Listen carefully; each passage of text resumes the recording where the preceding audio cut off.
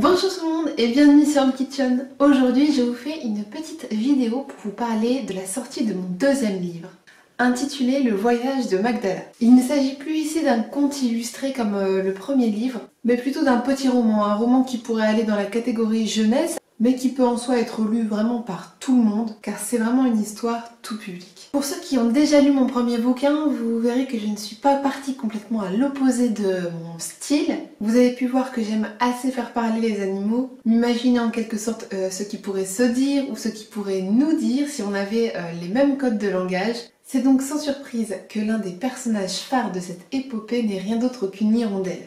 Bon, cependant, je vous rassure, ce n'est pas juste une histoire à propos d'un oiseau, ça aurait été trop simple. C'est l'histoire d'un grand-père et de sa petite-fille, c'est l'histoire d'un voyage énorme, l'histoire d'une migration, d'un enjeu, mais c'est avant tout et surtout l'histoire d'un cheminement de conscience. Et justement, je pense qu'au travers de chacun de ces protagonistes, chacun peut s'identifier. Plus on avance dans l'âge, plus on en apprend sur nos peurs, nos incompréhensions et les différences de chacun. En tout cas, c'est un peu le cheminement le plus logique et le plus bénéfique. Et parfois, il en faut si peu pour comprendre quelque chose. Il suffit d'une toute petite étincelle, d'une voix, ou même peut-être d'un livre. Mais d'ailleurs, je pense que ceux qui sont un petit peu fâchés avec la lecture, qui n'aiment pas trop lire, peuvent se réconcilier avec ce bouquin, parce que les chapitres sont courts, c'est un livre qui est facile à lire, c'est pas un pavé, c'est très fluide, donc vraiment la lecture elle est facile, elle est apaisante. D'ailleurs, à l'instar de mon premier bouquin, cette fois-ci j'ai fait vraiment attention à la typologie, c'est-à-dire que voilà, c'est pas une écriture qui est trop petite. Bon, ça c'est en plus un problème qui devrait être réglé incessamment sous peu. Mon premier livre, c'est vrai que l'écriture était un petit peu petite, il faut bien une première fois à tout. Il y a eu des premières vidéos sur Home Kitchen, c'est un parti pris de ne pas les supprimer, les effacer. Donc voilà, donc là le deuxième livre, il va être encore mieux, en tout cas je l'espère. C'est un petit peu aussi autre chose, même si c'est un peu dans la même veine, dans le même style, parce que chaque auteur a un style qui lui appartient. J'avais envie de ne pas me mettre dans une petite boîte de contes illustrés.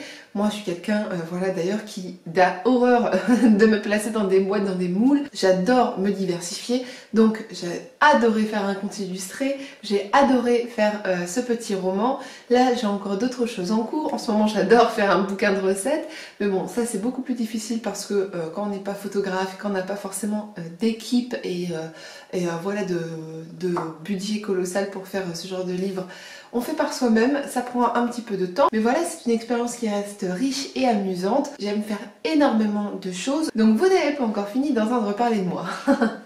Ce bouquin, c'est vrai aussi qu'il vient assez vite après le premier. Voilà, en plus, je l'ai reçu il y a pas si longtemps que ça, mais c'est vrai que je voulais pas non plus voilà, lancer les ventes juste après. Je voulais quand même laisser un petit laps de temps. C'est vrai que même si on est un petit peu habitué aux gens sur YouTube qui sortent leurs livres, en général, c'est vraiment très en rapport avec leur thématique.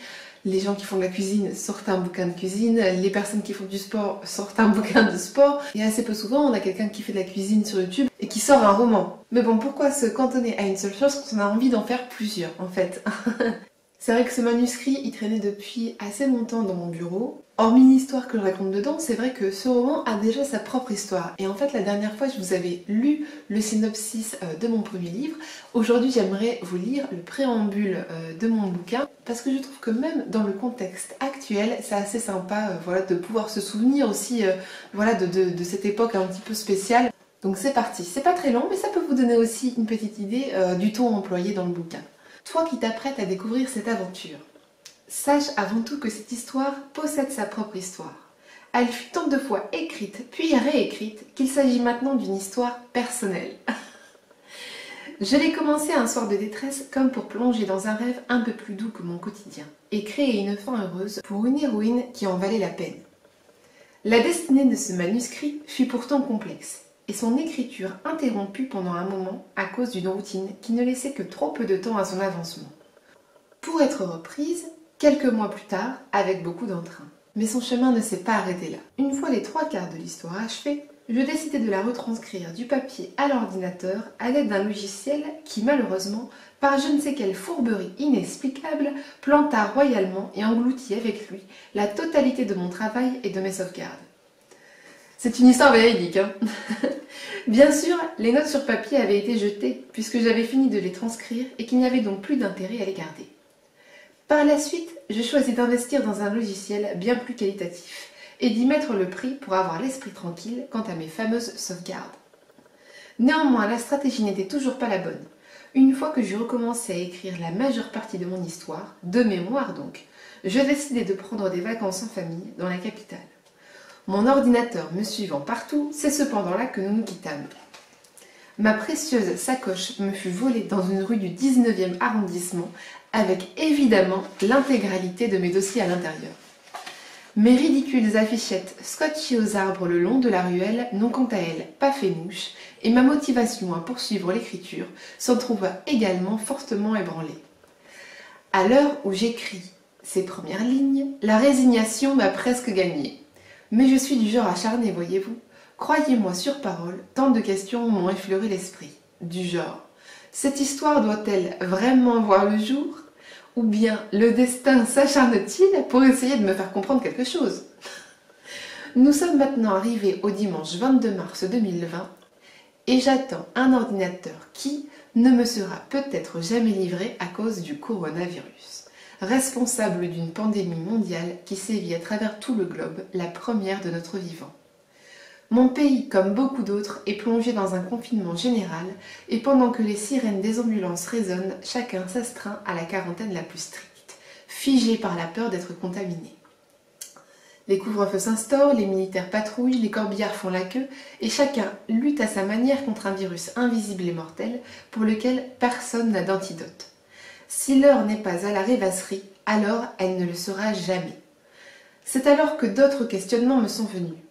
Et si l'histoire devait s'écrire encore et encore pour être peaufinée, jusqu'à développer totalement son potentiel réel? Peut-être doit-elle renaître de ses cendres. Peut-être mérite-t-elle mieux que d'être abandonnée lâchement sans jamais connaître de lecteur. Alors tant pis si son style n'est pas adéquat, et tant pis si elle ne fait jamais les vitrines des librairies, j'en suis maintenant quasiment persuadée, le destin de cette histoire est d'être terminée, d'avancer jusqu'à sa fin, coûte que coûte. Il m'est tout à fait impossible de me consacrer pleinement à un autre récit tant que celui-ci n'aura pas atteint son point final.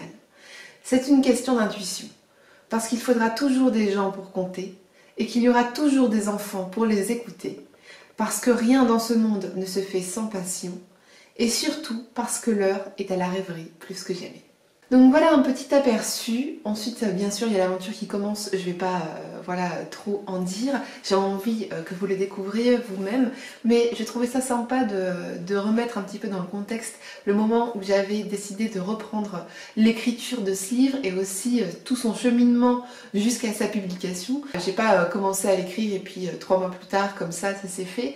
C'était une longue route sinueuse, semée d'embûches, mais comme quoi parfois on rate, parfois on fulmine, parfois on en a vraiment ras-le-bol et on croit que c'est foutu, qu'on va jamais y arriver. Et puis on se dit, voilà, à quoi bon?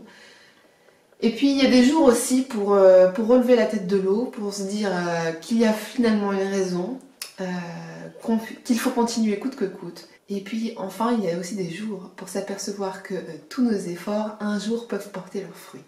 Donc voilà, ne lâchez rien, n'abandonnez pas. J'espère en tout cas vraiment que vous aurez envie de tenter l'expérience avec mon deuxième livre. J'ai juste 3 dernières petites choses à vous dire. Premièrement, le livre est déjà disponible sur toutes les plateformes où en général vous achetez des livres sur internet. C'est-à-dire la Fnac, Cultura, Amazon, la boutique de ma maison d'édition.